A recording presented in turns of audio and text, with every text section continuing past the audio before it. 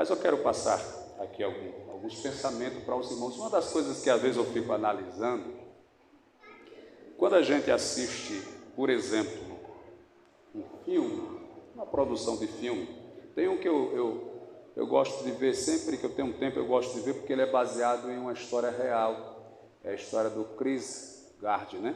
Acho que você já deve ter ouvido falar, não vou detalhar, mas qualquer dia eu até posso apresentar aqui em um cine gospel, porque é muito interessante a história deste moço. Mas não é sobre a história dele que eu quero falar, é porque quando a gente vê um filme, a gente vê uma grande multidão no filme. Pessoas subindo, pessoas descendo, pessoas comprando, pessoas vendendo, lojas abrindo, lojas fechando, carro subindo, carro descendo, carro parado, carro circulando. A gente vê uma grande multidão de pessoas. Aquelas pessoas, elas não estão ali por acaso. Elas são o que se chama no cinema de figurantes.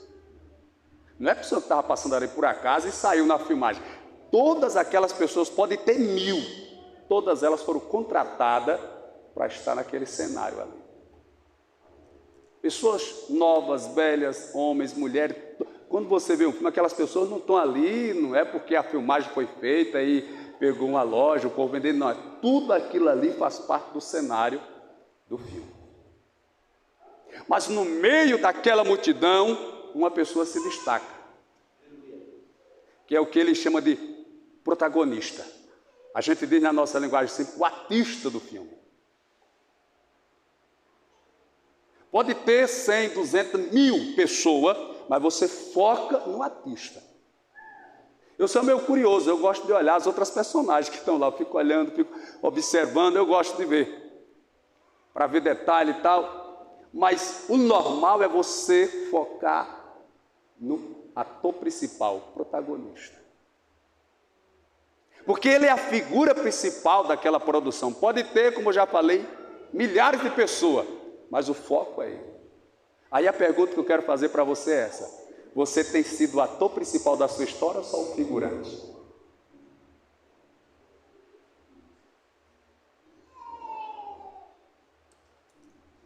Você tem sido um ator principal da sua história ou é simplesmente alguém que passa? Que não faz diferença?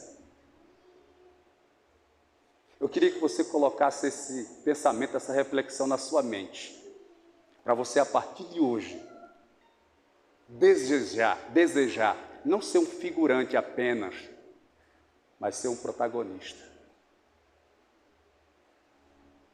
Alguém que vai fazer a diferença, alguém que vai se destacar na história, alguém que vai ser o ator principal, principalmente porque a história é sua.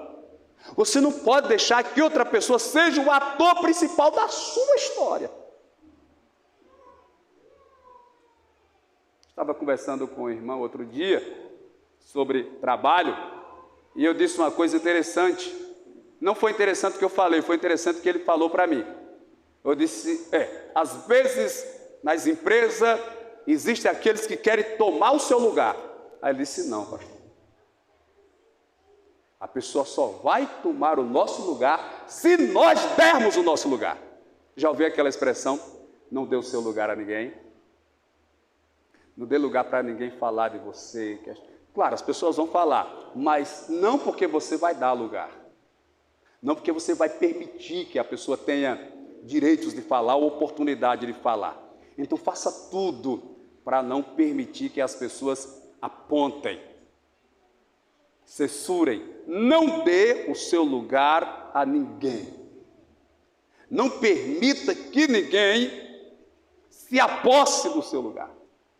Então eu penso que é importante ter esse pensamento, ser o ator principal da sua história. Repito, não deixe que outra pessoa assuma o papel principal da sua história. Porque como é que isso acontece? Você pode estar pensando, é quando lhe é dado uma missão e você recua, você terceiriza. É dado a A missão, o compromisso, a responsabilidade de você. Mas você espera para o fulano, o Beltrano, pede para Cicrano fazer, para Beltrano fazer, e você se exclui. Ou seja, você está deixando de ser o ator principal da sua própria história. Quando você fica esperando que o outro faça aquilo que foi lhe concedido a fazer. A missão que foi dada a você. Eu sempre conto que quando era garoto, adolescente, eu gostava de fazer artes marciais. Eu sempre conto isso. E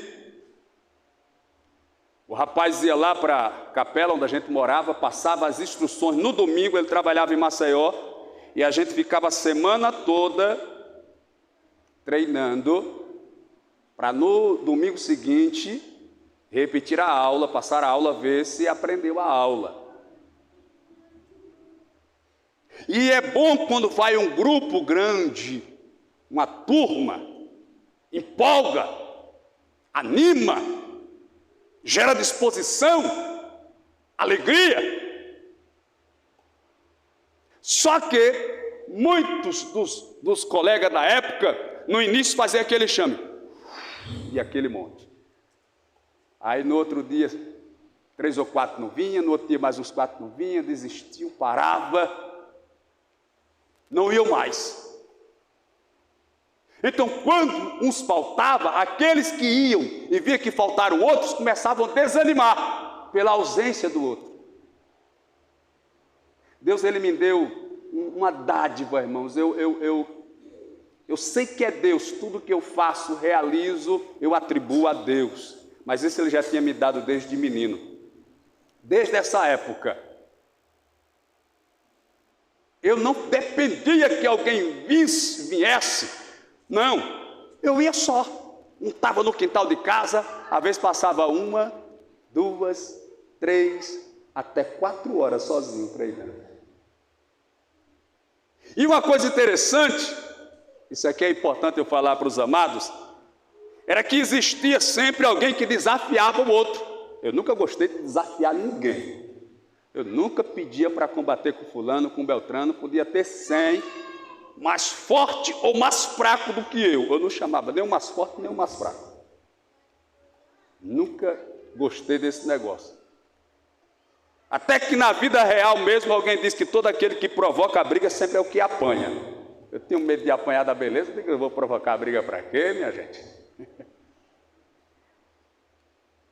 Mas aí alguém chegava e dizia assim, ó, fulano chegava e dizia para mim, fulano disse que não tem medo de tu e vai te desafiar. Ele disse que vai descer a lei em você. Qual era a minha resposta? Eu garoto, 14 anos, 15 anos mais ou menos, de 13 a 15 anos. Sabe qual era a minha resposta? Rapaz, pelo que eu vi, ele é bom mesmo. Já vi eles treinando, já vi eles dando um chute, o camarada é bom. Eu acho que ele tem condições mesmo de ganhar de mim. Vamos esperar, né? Vamos ver. Era isso que eu fazia. Era isso que eu falava. Mas sabe o que era que eu fazia? Todo dia para o quintal de casa, 2, 3 horas. Eu ficava dizendo, deixa ele vir. Vou mostrar para ele como é que é. Não, de maneira nenhuma. Porque esse às vezes é o nosso problema. Ao invés de a gente fazer, a gente fica falando. Quando alguém lhe acusar, lhe apontar, não vai bater boca, não vai questionar, faça, não trabalhe. O seu trabalho, a sua atitude, a sua ação vai mostrar quem realmente você é. Mas quando a gente fica preocupado em discutir, em falar, na hora do vamos ver, a gente vai estar despreparado, vai estar sem resultados.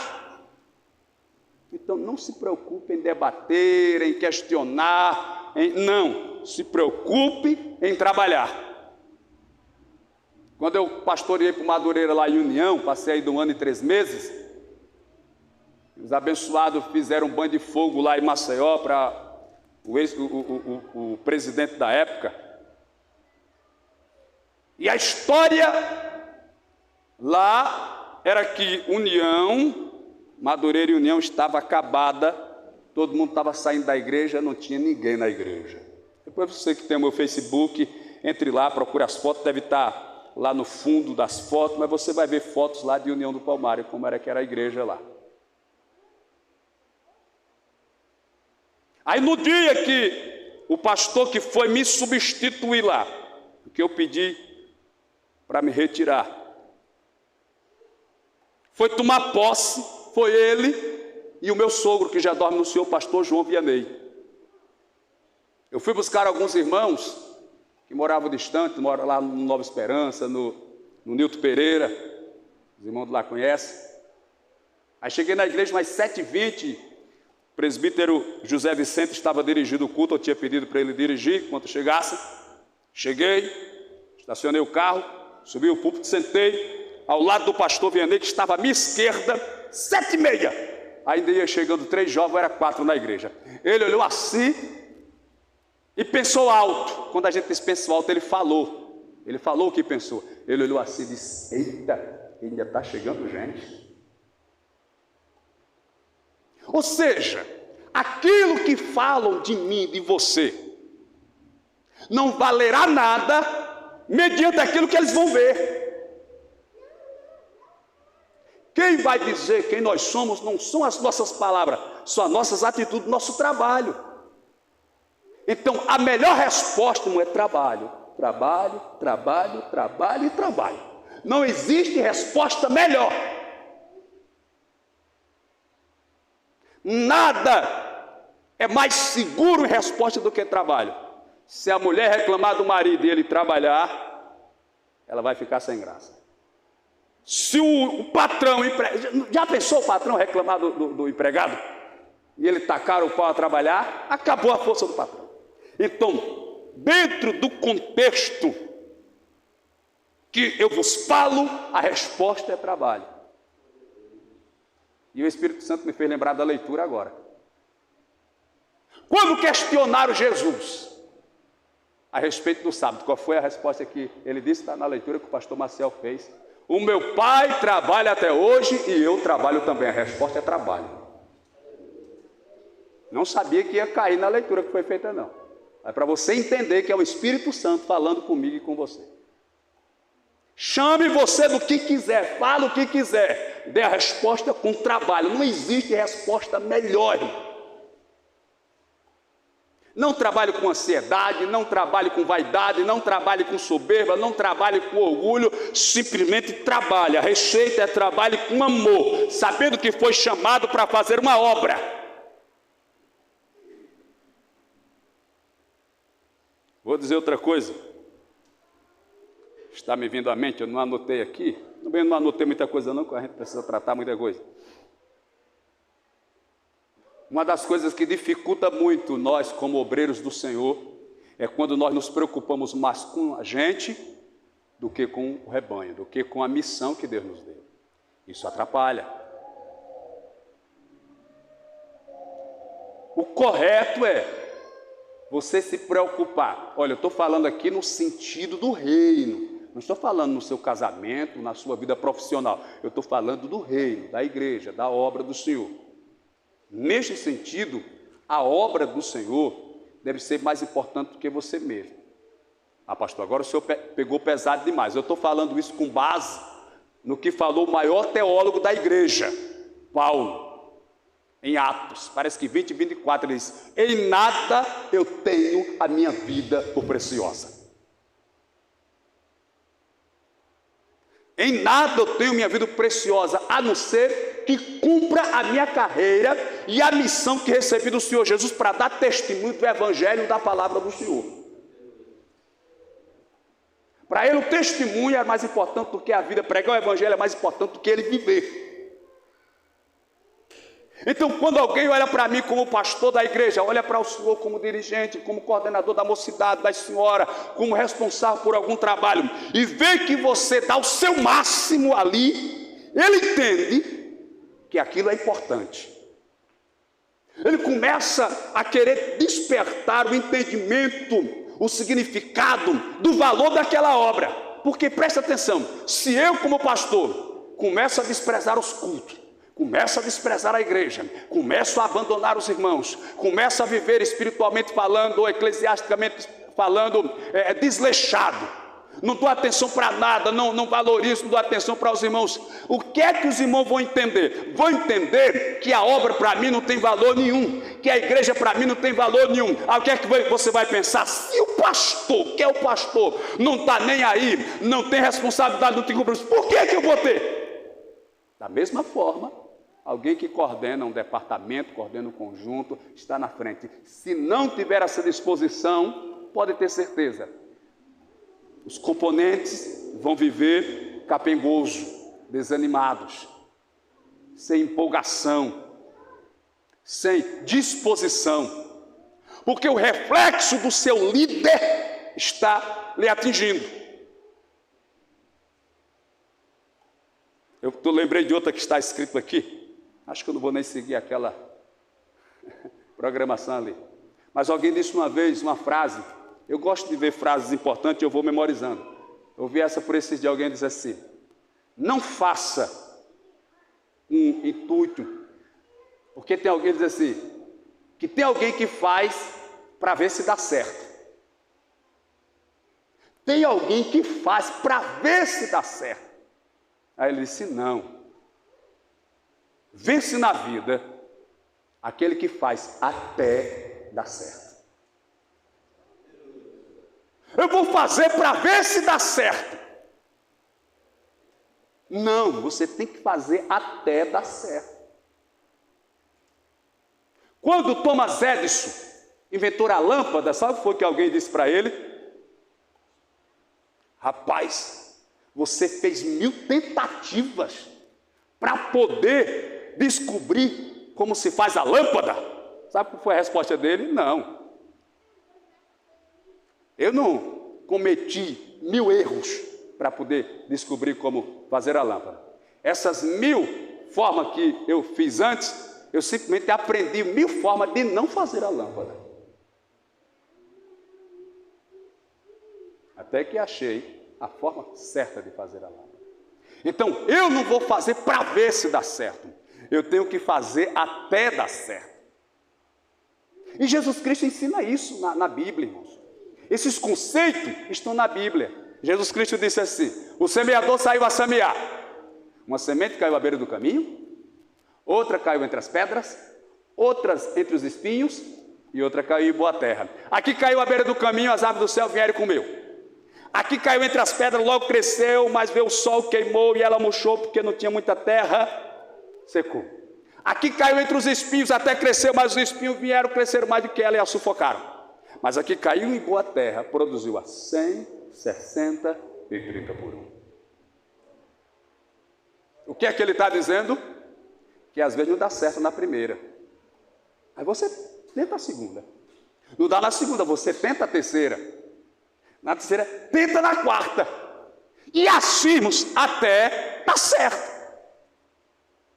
Porque nós temos essa tendência de desanimar fácil. Nós temos essa tendência. O nosso cérebro, segundo os cientistas, ele é programado para você economizar energia. O cérebro não gosta de movimentar, não gosta de trabalhar, não gosta de pensar. E pensar dá trabalho, sabia disso? Pensar dá trabalho. Você sabia que você sentado, do jeito que você está aí, sem fazer nada, você está gastando, se eu não me engano, 20% das suas energias sem fazer nada? Ou é mais, ou é 80%, eu não estou lembrado agora do percentual. Mas você gasta um percentual altíssimo de energia sentado aí sem fazer nada. Seu cérebro. Então nós temos essa tendência de desistir, de apagar. E quando você cria essa compreensão, a sua mente, porque a mente é um computador, algo muito além, que vai muito, sabe, lá no transcendental. Quando você cria esse hábito, a sua inteligência, ela já começa a desenvolver as desculpas necessárias, os álibis necessários, para você se auto-justificar e justificar-se diante dos outros o porquê não deu certo. Não deu certo porque ninguém me ajudou, não deu certo porque eu não tinha dinheiro, não deu certo porque o governo não presta, não deu certo porque o governo é de direita, não deu certo porque o governo é de esquerda. Não deu certo porque foi no Nordeste, não deu certo porque a cidade era muito grande, não deu certo porque a cidade era muito pequena. Então você começa a criar uma série de álibis e desculpas para se auto-justificar e se justificar diante das pessoas. Justificar o que deu errado, porque fracassou. Então você começa já a criar na sua mente a desculpa. Mas se realmente ou se de repente você determinar que deseja fazer algo grande, ser o protagonista da sua história, não ser um figurante, alguém que passa e nem se nota, está simplesmente no meio da multidão para preencher espaço. Assim você vai viver. Mas se você decidir fazer algo grandioso para Deus, algo vultuoso para Deus, isso será possível. Queridos, eu não posso me alongar muito, eu quero só deixar aqui uns 12 versículos para uma sucinta reflexão, rapidamente, seguindo esse raciocínio. Nem preciso os irmãos ficarem em pé, permaneçam como está. No livro de 2 Timóteo, ou na carta de 2 Timóteo, é um texto bem conhecido entre nós, diz assim, segunda carta de Paulo a Timóteo 2:15.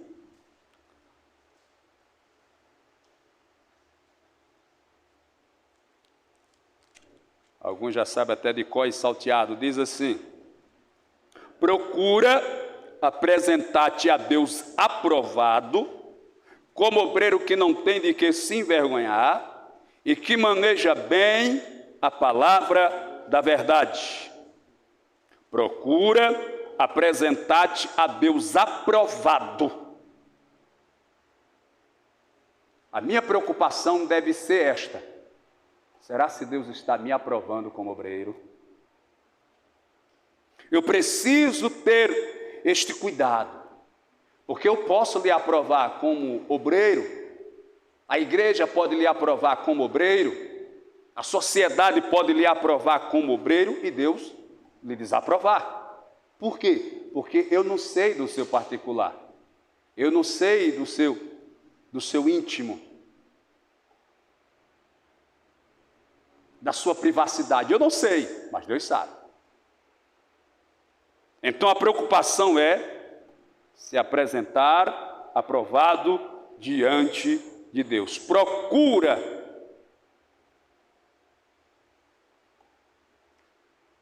apresentar-te a Deus aprovado como obreiro, que não tem de que se envergonhar e que maneja bem a palavra da verdade. Eu acho interessante passar esse pensamento para os irmãos da seguinte maneira. Quando Jesus contou a parábola dos talentos, a um foi dado 5, a outro foi dado 2 e a outro só foi dado 1. Cada um, diz a Bíblia, conforme a sua capacidade. Então eu preciso entender qual é o meu limite para mais ou para menos. E trabalhar dentro desse equilíbrio. Ou seja, eu vou focar em um propósito que eu saiba que eu tenho condições de mantê-lo. Porque às vezes nós fracassamos, nos frustramos e nos decepcionamos porque nós queremos fazer mais do que a nossa capacidade permite. Porque você pegar um peso de 10 quilos e erguer é fácil. O difícil é você caminhar 10 quilômetros com esse peso de 10 quilos sem botar no chão. Então você não vai calcular a força de erguer o peso, você vai calcular a força de caminhar com ele, de seguir com ele. Então eu acho interessante você criar esse foco. Não. Qual é a minha disposição aqui? O que é que eu posso fazer, manter e perseverar, sempre firme, sempre abundante? Isso aqui tem possibilidade? Tem, então vou fazer.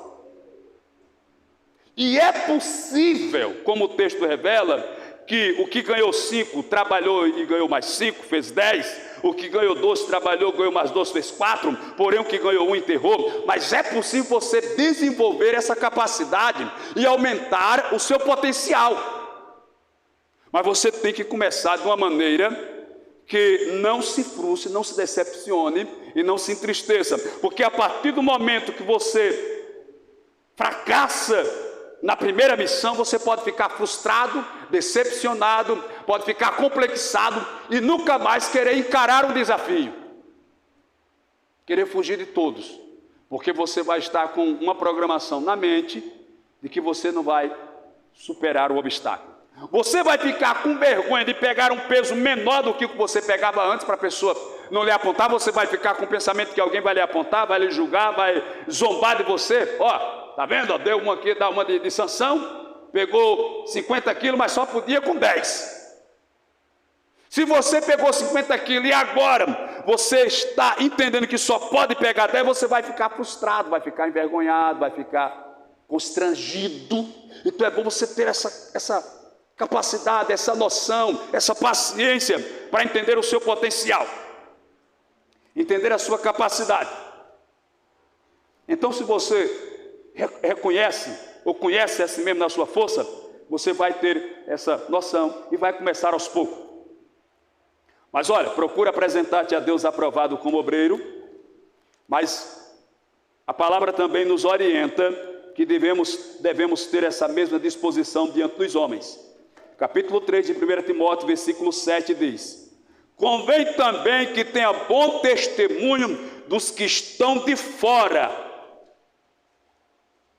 para que não caia na afronta e no laço do diabo. Isso aqui é o apóstolo Paulo dá outra receita no capítulo 3 para o obreiro, que é um meio episcopado, excelente obra deseja, mas ele começa a dar a lista. É necessário que seja assim, que haja assim, que se comporte, que não seja neófito, que não seja dado ao vinho, que não seja contencioso, que não seja iracundo, que não seja... Ele traz toda a lista, e entre os pontos ele destaca os 7, convém também que tenha bom testemunho dos que estão de fora, não só da igreja, mas até de quem não é crente. Até quem não é crente vai olhar para mim, olhar para você e vai dizer, ali é um homem de Deus, ali é uma mulher de Deus. Ouvi dizer que ele é pastor lá na Vida e Fé, lá em União, lá em Maceió, é pastor lá na igreja que o pastor Cícero pastoreia. Rapaz, ali sim, eu dou um voto a favor, entendeu? Então você tem que buscar também essa compreensão.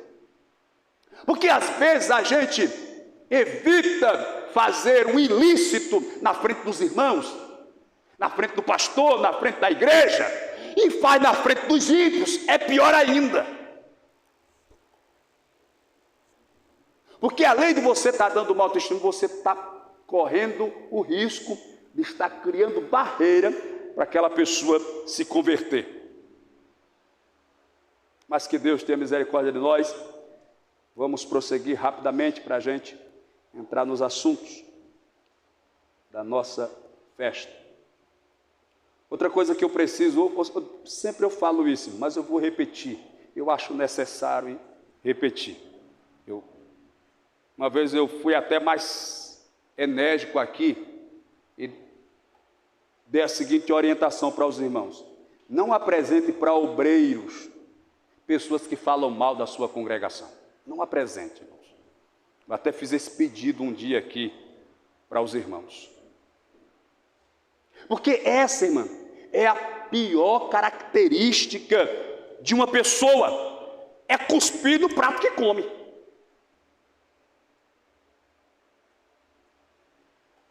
Eu contei aqui, na reunião que a gente fez aqui com os amados, a história o fato do pastor João Vianney, que ele defendia o pastor Beni com unhas e dentes.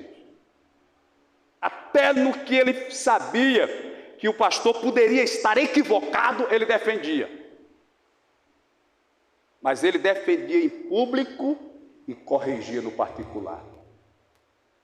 No particular ele chamava o pastor Beni, rapaz, olha assim, assim, assim.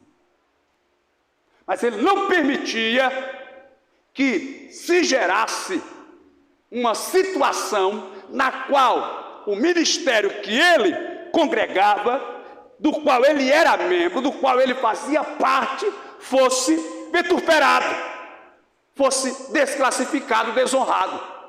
Porque para uma pessoa inteligente, irmãos, isso eu não sei nem como classificar uma palavra para explicar a falta de senso de alguém que faz parte de uma comunidade, de uma sociedade, de uma igreja, de um ministério, e ele mesmo desclassifica o ministério.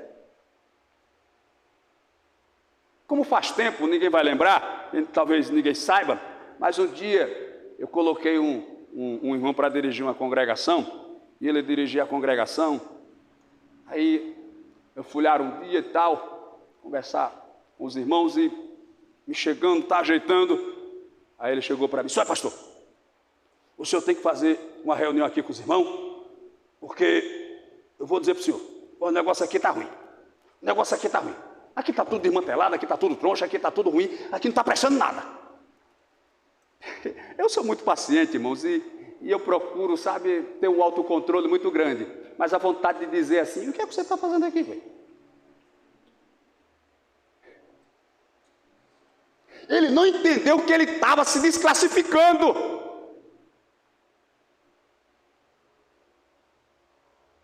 Porque eu dei a tarefa para ele, passei a tarefa para a pessoa, e ele disse: "Ó, pastor, aqui está tudo desmantelado, aqui está tudo torto, aqui está tudo ruim, aqui está tudo acabado." Você entendeu que ele está dizendo que não está sabendo fazer nada, que não tem competência para nada? Então você tem que ter essa noção. Isso não é hipocrisia, isso não é falsidade, isso não é, não. Mas quando algo estiver na sua mão, pode estar de ponta cabeça. Mas quando alguém perguntar para você como é que está lá, está tudo bem, ó. Jesus está abençoando, aleluia. Jesus está fazendo maravilha, Jesus está na frente.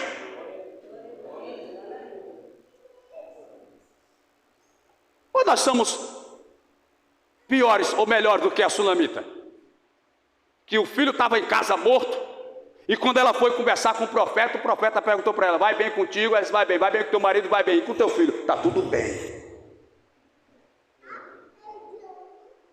Porque se Jesus é com a gente, irmãos, isso não é palavra de hipocrisia, não é demagogia, isso é realidade. A tempestade pode estar assolando, varrendo o barco de um lado para outro, da direita para a esquerda, da esquerda para a direita, está já ainda pique. Mas se Jesus está lá, você pode falar sem medo de errar: está tudo bem, vai tudo bem.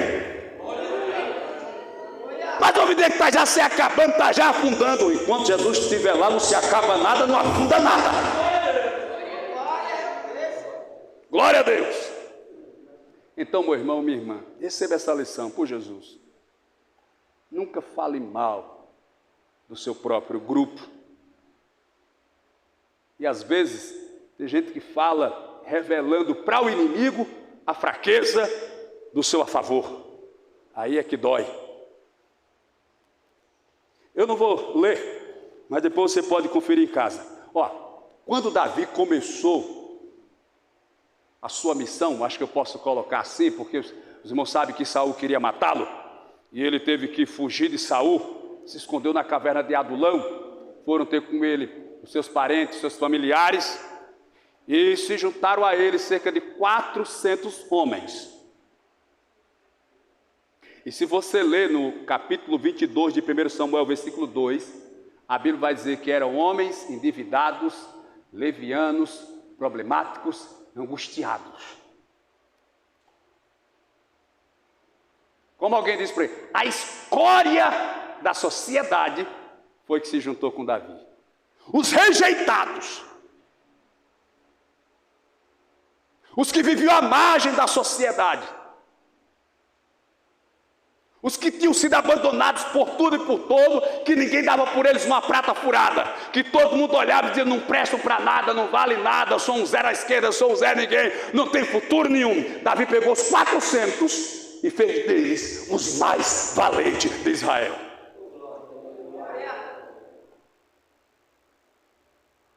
Então alguém chegar para mim, irmãos, e eu vou falar uma coisa que eu falei aqui na última reunião: quando olho para os senhores, que vejo aqui donos de casa, donas de casa, pai de família, mãe de famílias, pessoas trabalhadoras, pessoas honestas, pessoas do bem, pessoas de direita. Não é por causa de 2 ou 3 que estão errados no nosso meio, no meio do povo de Deus por aí afora, que eu vou desclassificar vocês, não, de maneira nenhuma, irmãos. Isso não é justo, não. Não é justo de maneira nenhuma. Eu desclassificar os demais. Por exemplo, se tem alguém na hora do culto que às vezes conversa, às vezes se levanta, que às vezes faz alguma coisa que não era para fazer na hora do culto, eu não posso chegar e dizer, mas também a igreja não prestou atenção. Não, a igreja prestou atenção, teve um desajeitado que não prestou atenção, mas a igreja não, gente. A igreja não. Até porque, irmãos, eu tenho esse pensamento comigo, eu não posso, como é que eu posso dizer? Humilhar a noiva de Jesus. Pode ter alguém no meio da noiva que não seja a noiva, mas a noiva não. Glória a Deus. Meus queridos, que Deus abençoe. A gente vai terminar essa colocação e eu quero ver aqui com os irmãos, estamos chegando às nossas festividades e eu pedi para os dirigentes que tiveram algum nome para a gente colocar em avaliação. A obra está crescendo na medida do possível, está desenvolvendo e isso é muito importante, a gente fica feliz com o crescimento da obra. Só que uma coisa que eu preciso falar para os amados irmãos é que você precisa ter uma certa maturidade, porque o crescimento no sentido ministerial, ele tem que ser de forma gradual, ele não pode ser de forma explosiva, de forma, como é que eu posso dizer, não descontrolada, mas mais ou menos nesse sentido. Então a gente precisa passar por um processo de maturidade, em cada etapa, em cada degrau, em cada fase que a gente assume na igreja. Então, é bom os irmãos terem essa compreensão para não criar ansiedades, expectativa, é aquilo que eu falei. Preocupe-se em trabalhar. O seu trabalho, ele falará tudo, ele vai falar tudo o que for necessário para o seu desenvolvimento, certo? Então veja só, de um ano para o outro é um tempo pequeno para você separar uma pessoa num ano e no outro ano já separar outro cargo. Precisa de um certo amadurecimento, de um certo tempo para que haja um alicerce, uma estruturação. Precisa ter esta noção. Acho que o meu histórico foi assim. Me converti no final de 93. Em 97, fui separado ao diaconato. De 4 a 5 anos, eu lembro com exatidão a data. Em 99, fui dirigir a primeira congregação no bairro do Village, com 3 meses depois aqui para Messias. Naquele tempo, não houve separação alguma, continuei como diácono. No ano seguinte, ano 2000, fui consagrado ao presbitério. Do presbitério para evangelista até que foi rápido, foi no ano seguinte. Já estava aqui com mais de 2 anos, então já se notou que havia um compromisso da minha parte com a igreja. Porque deixa eu falar outra coisa aqui para os irmãos. Olha, tem pessoas que são responsáveis, têm responsabilidade, mas às vezes não sabem o compromisso da obra, entendeu? É bom saber separar. Tem pessoas que são pessoas responsáveis, de responsabilidade e tudo, mas às vezes não entendem o compromisso da obra. Uma coisa é você ser uma pessoa de responsabilidade, outra coisa é você entender o compromisso. É um compromisso grande. Claro que é quase que sinônimo, compromisso e responsabilidade. mas é um compromisso grande. Então, em 2001 fui a evangelista, já tinha tido a aprovação, e só 6 anos depois, isso em 2007, foi que a gente foi ordenado ao pastorado. Então existe um processo, existe um tempo de maturação. Isso é muito bom, irmãos, isso é muito bom. Não existe nenhum mal nisso, não existe nenhuma, como é que eu posso dizer, nenhuma circunstância que você possa achar que está sendo menosprezado, apequenado, esquecido. Não, pelo contrário.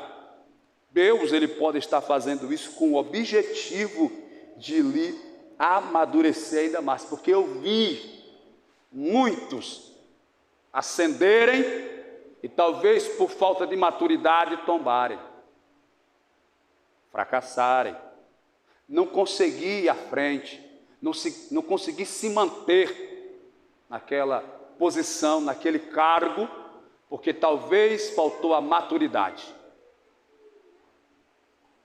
Porque, repito, o que eu falei aqui há pouco, quando nós nos dispomos a fazer a obra do Senhor, o objetivo é cuidar das pessoas que servem a Deus, da igreja, do rebanho. Não é uma coisa para nos beneficiar, é algo para beneficiar o grupo, o rebanho, a igreja.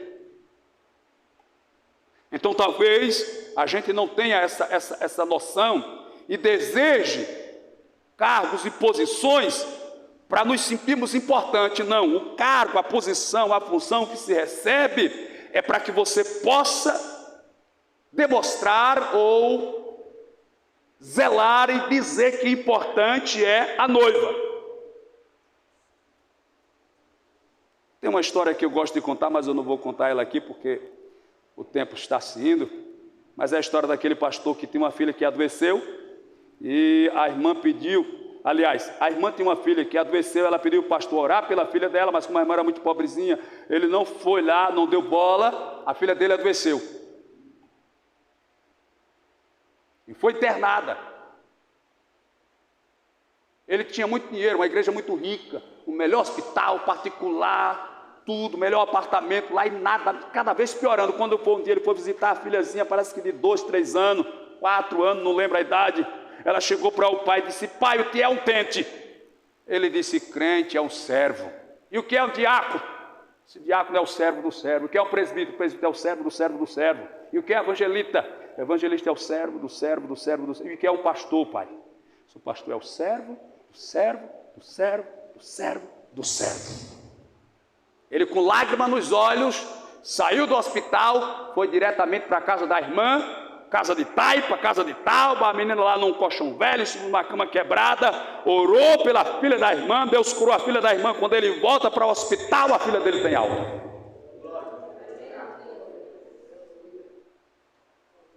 Então, querido, olha, ser obreiro não é status, ser obreiro é compromisso, é entender que você foi levantado para cuidar dos outros, não é você esperar. Quando eu li o livro O Jovem Ministro, no livro dizia que pastor não adoece, pastor não passa fome, pastor não atrasa conta, pastor não atrasa aluguel. Mas o que ele está falando ali é o seguinte, que o pastor não pode passar as suas fraquezas para a igreja. Entende? Porque às vezes nós ficamos na expectativa de que nós fomos elevados a patamares e a igreja vai cuidar da gente, vai mimar a gente. Não é assim, irmãos. Somos nós que vamos ter que mimar a igreja, deixar a nossa vontade de lado, o nosso lazer de lado, o nosso sossego de lado, para servir a igreja. É isso que às vezes as pessoas não entendem. Então isso acaba gerando uma dificuldade para você fazer a obra, porque você acaba invertendo o sentido das coisas. Não é o rebanho que vai servir o pastor, é o pastor que vai servir ao rebanho. O seu tempo, a sua vontade, os seus projetos, o seu lazer, não é a igreja. Então isso é muito complicado. Então, querido, eu espero que os irmãos tenham essa compreensão, sejam pacientes. sejam idôneos, sejam, como é que eu posso dizer, firmes para entender essas colocações. Preciso que os irmãos entendam isso. Hoje, eu não sei como colocar aqui, mas eu venho de uma escola, irmãos, eu venho de um ministério, eu tive Paz na Fé, que nos ensinaram de uma maneira muito segura, muito firme. Então tem coisas hoje que eu não falo numa reunião como essa, ou em um culto, porque na minha mente, as pessoas já têm aquela noção do que aquilo significa ou não significa. Mas às vezes acontece da pessoa fazer, eu fico assim espantado, preocupado, de que tá, meu Deus, o irmão não entendeu, a irmã não entendeu. Mas nós temos aqui alguns nomes para colocar em apreço, para os irmãos aprovar ou não. Também eu pedi para os dirigentes que tivesse algum nome, trouxesse, o secretário vai fazer a lista para a gente ver essas possibilidades. Aqui Messias, já conversamos com ele, né, o nosso irmão Valdemir está aqui cooperando com a gente, está firme aqui com a gente, e a gente já teve uma reunião aqui, já falamos, para ver a questão diaconal. A gente vê essa possibilidade com os irmãos, uma pessoa de bem, pai de família. Eu vou confessar uma coisa para o senhor, mano. Quando eu vi o senhor fazendo as entregas, que ele tem um restaurante aqui, o Cupim na Brasa, né? E ele veio aqui, deu a oportunidade dele para a gente conversar. E como eu vi ele entregando, eu pensava que o senhor era só o entregador de lá, velho. Mas isso é quem põe a mão no arado, quem faz. Mas é uma pessoa de bem, tem uma família abençoada e tem cooperado aqui com a gente, está também coordenando os porteiros aqui, quem faz as escalas, é uma maravilha. Mas aqui na sede nós, por enquanto, só temos ele. Temos no diaconato feminino, depois os irmãos vão trazer aí a sua aprovação, a sua reprovação. A gente tem que tratar isso antes do momento. Aqui eu conversei, estou até se dá falta de alguns irmãos hoje, rapaz, acho que esqueceram, não sei, alguma correria, o diácono irmão Val, não, mas ele está muito recente, o diácono irmão Antônio, rapaz. Teve alguns que saiu da lembrança a reunião, o presbítero irmão Carlos também, mas conversamos com ele sobre a esposa dele que está chegando aqui com a gente, mas são pessoas que a gente conhecemos já há tempo, que é a irmã Denise. A pastora Cruz até conversou com ela para ela ficar no círculo de oração enquanto ela retorna. São pessoas que também cooperam, têm ajudado bastante, têm cooperado. Olha, uma coisa interessante, irmãos, às vezes a pessoa chega recente, mas a gente já conhece de algum tempo, mas uma coisa interessante é aquela história do funcionário que foi pedir aumento. Vocês já ouviram essa história? E ele foi pedir aumento porque ele já tinha, parece que 3 anos na empresa, e chegou um funcionário com 6 meses, já estava ganhando mais do que ele. Ele tinha 3 anos e chegou um funcionário com 6 meses, estava ganhando mais do que ele. Aí ele foi reclamar com o patrão e pedir aumento para o patrão. Aí o patrão chegou para ele e disse: fulano, antes da gente conversar, vai ali saber se o vendedor de fruta tem abacaxi, que eu quero dar de sobremesa para os trabalhadores, os funcionários. Ele foi, 5 minutos, voltou. Ele tem abacaxi. Daqui a pouco a gente conversa. O patrão já sabia o que ele queria, aí chamou o funcionário que só estava com 6 meses. O funcionário veio, na frente dele, assim, sentado, como a gente está aqui pertinho, disse: fulano, vai ali no vendedor de fruta, procura saber se ele tem abacaxi. Eu quero servir abacaxi no almoço, de sobremesa. O rapaz olhou assim, pensou, né? Eu não já fui lá saber. Aí o outro funcionário só estava com 6 meses ganhando mais do que ele, foi lá. 8 minutos depois, ele retornou. O outro só gastou 5, ele gastou 8. Quando ele chegou, disse: patrão, eu procurei saber se ele tem abacaxi. Ele disse que tem abacaxi. Como o senhor quer servir para o funcionário uma quantidade grande, eu perguntei se ele tinha uma quantidade grande. Eu perguntei para ele se ele fazia um desconto, porque a gente vai comprar numa grande quantidade.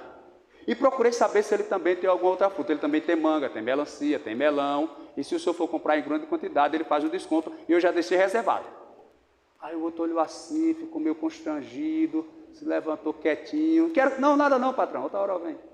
Entendeu? É aquilo que eu falei no princípio. Não precisa você falar nada. Trabalho. O trabalho diz tudo da gente.